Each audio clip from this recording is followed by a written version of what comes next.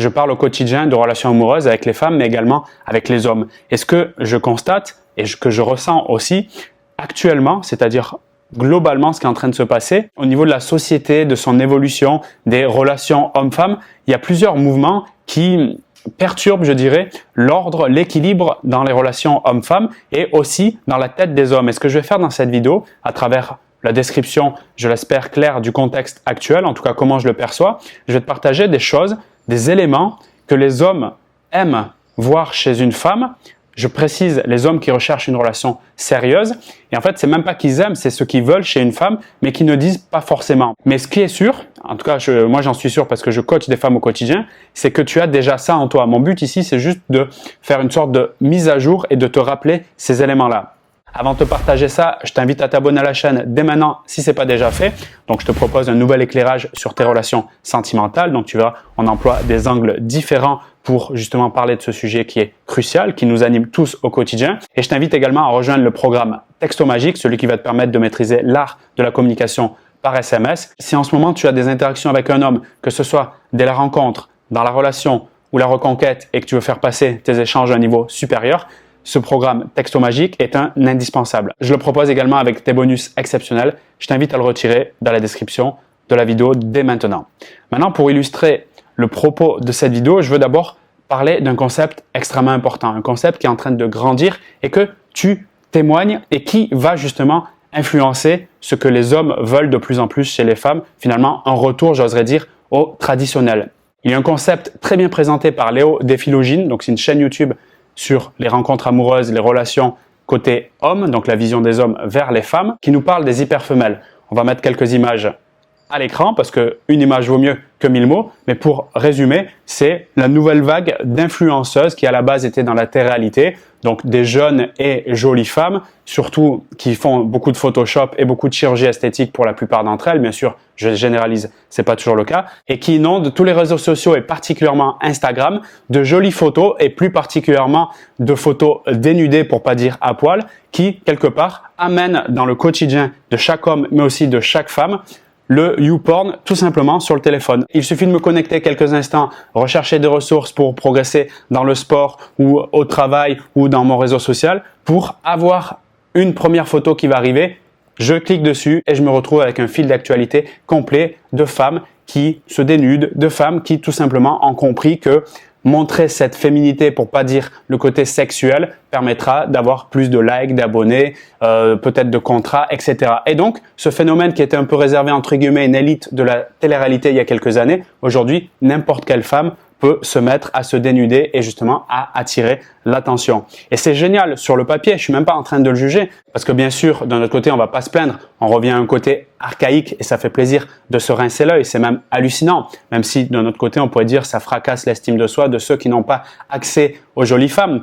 Mais le point de cette vidéo, c'est que je parle d'un homme qui veut une relation sérieuse. La plupart d'entre vous, les femmes qui regardent cette vidéo, cherchent cet homme-là. Et cet homme-là, c'est pas une minorité, c'est la majorité des hommes. Certains sont plus discrets, d'autres le sont moins, mais en tout cas, c'est la majorité des hommes. Et la majorité de ces hommes ont accès au quotidien à ces photos d'hyperfemelles. Le problème de ça, c'est que cette répétition et ce quotidien leur font croire que pour eux, de leur point de vue, c'est très difficile d'accéder à une fille justement qui veut une relation sérieuse et même s'ils en trouvent une, ils deviennent méfiants, parano et se disent mince, en fait, ces femmes-là qui développent des valeurs masculines, l'indépendance, l'entrepreneuriat, faire du business, focus sur elles-mêmes, etc., créent une sorte de court-circuit mental. Il est très difficile pour un homme qui recherche une relation sérieuse de ne pas faire un amalgame et de ne pas mettre toutes les femmes dans le même sac, donc de ces hyperfemelles, y compris des femmes qui sont plus âgées, 40, 50 ans, et qui tombent aussi dans, j'allais dire ce piège, mais c'est pas ce piège,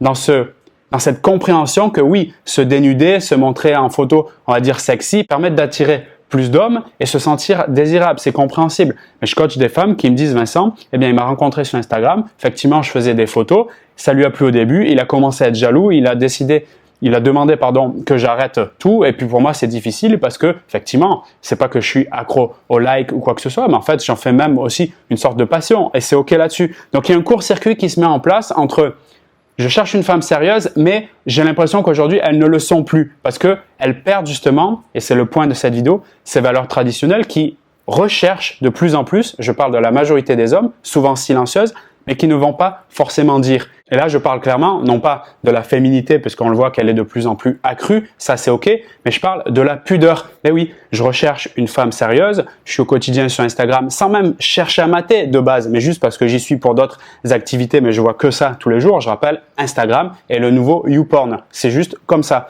Et donc, je cherche une femme sérieuse et je me retrouve en fait à voir ces femmes qui n'ont plus de pudeur, qui montrent tout du premier en une seconde et à tout le monde. Comment je peux me projeter avec une femme? Parce que je rappelle, inconsciemment, on les met toutes dans le même sac. C'est pas qu'elles le sont, c'est qu'on appelle ça un biais de généralisation du cerveau. C'est juste pour dépenser moins d'énergie. On le fait tous. D'ailleurs, quand un homme t'a trahi un jour, le lendemain, tu vas penser que ce sont tous des connards. Mais c'est pas vrai, c'est juste cet homme, c'est juste un raccourci, encore une fois, le biais de généralisation. Donc j'ai pensé inconsciemment à cause d'Instagram qu'elles sont toutes légères, qu'elles manquent de pudeur, etc. Et ça va me faire peur pour m'engager dans une relation sérieuse. Je vais pas tout montrer tout de suite à tout le monde, tout le temps. Ça, c'est important que l'homme le sente avec toi, notamment si tu fais une rencontre sur un site ou quoi que ce soit, dans tes communications, dans ta façon d'être, et juste par ton fil d'actualité, si tu en as un, il faut qu'il le sente. C'est tout.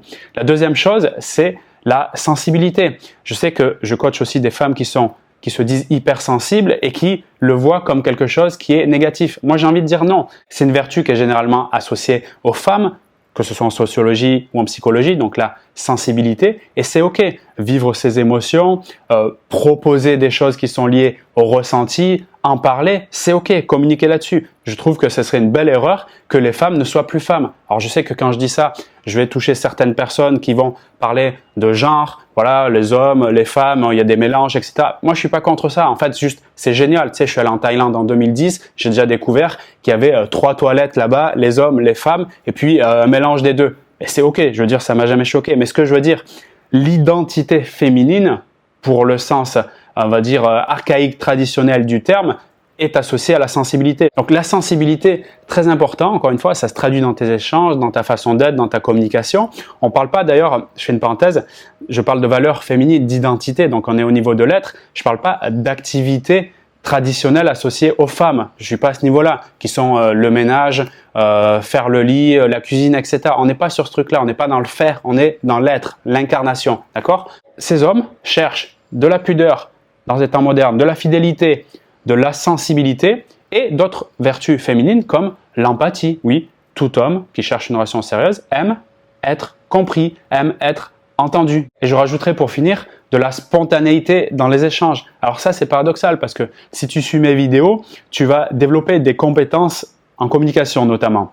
Et dans ces compétences en communication, comme toute pratique, au début, ça demande à réfléchir, comme j'en parle d'ailleurs dans Texto Magique. Je te donne des tas de techniques de communication, des tas de compréhension des fonctionnements des dynamiques de relations hommes-femmes. Donc, dans les premiers temps, effectivement, tu réfléchis, tu prends du temps, donc quelque part, tu calcules un peu. Oui, mais comme toute mise en pratique, comme apprendre à conduire, au bout d'un moment, tu n'as plus besoin de réfléchir pour passer les vitesses. Tu peux même faire autre chose, malheureusement ou pas, téléphoner au volant, par exemple. Ben là, c'est la même chose.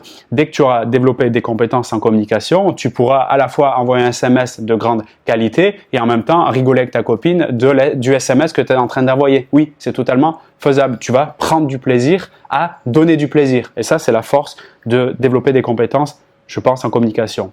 Donc, la spontanéité arrive par l'apprentissage, mais la spontanéité est une vertu féminine que les hommes apprécient et que je pense les hommes apprécieront d'autant plus. D'accord ? Et pour terminer cette vidéo, j'aimerais te donner la parole. J'aimerais que tu me dises en zone commentaire quelle est la vertu féminine qui, selon toi, est très appréciée, voire de plus en plus appréciée par les hommes de nos jours. Si tu n'es pas abonné à la chaîne, je te rappelle, c'est le moment de le faire. Explose le pouce si tu as aimé cette vidéo et partage-la tout autour de toi si tu penses qu'elle peut être pertinente. Aider les amis, aider les copines ou les cousines autour de toi. Rejoins également le programme Texto Magique pour profiter de la maîtrise de cet outil majeur qui est une arme massive de séduction de nos jours et qui va l'être de plus en plus, à savoir le SMS. Je te retrouve de l'autre côté avec des bonus exceptionnels, notamment si tu regardes cette vidéo au moment où je la publie. Et je te dis à très vite pour de nouvelles vidéos. Salut à toi.